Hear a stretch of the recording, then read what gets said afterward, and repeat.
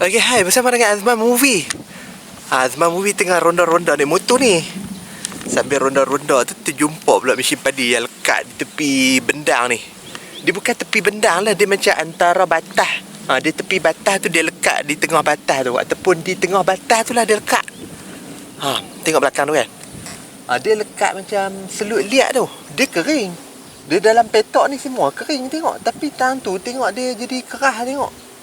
Dia jadi selut liat, mengerliat. Tak tahu pasal apa.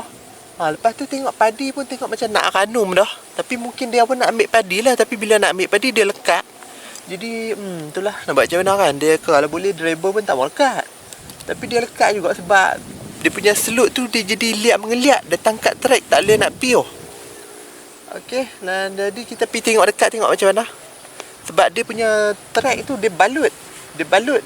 Lepas tu dia punya batas tu pun tepi batas dalam kot. Tapi padi tengok ranum lah. Padi ranum. Tapi dalam tum pun rasa ada padi juga lah. Rasa dalam tum pun ada padi.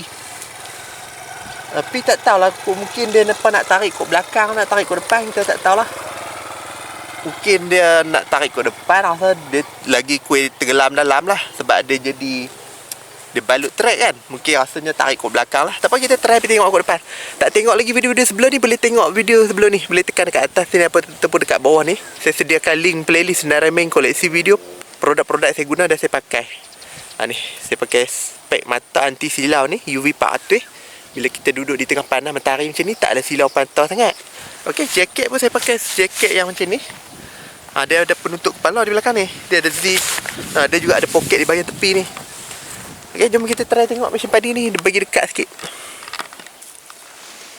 Okey, kalau kita tengok dekat sini, petok yang di depan ni memang kering dah. Dia lekat di petok sebelah sana. Dia petok sebelah di tengah lah kan. Macam saya duduk ni di tepi ban. Di tepi ban ni. Lepas tu dia lekat di tengah tu. Okey, apa kita try pergi tengok bagi dekat lagi. Ni kering ni, tengok kering markah. Tengok kering markah lah. Boleh tengok kat sini. Tengok kering markah dah petok ni. Petok ni lah. Petok tengah tu kita tak tahu lagi lah.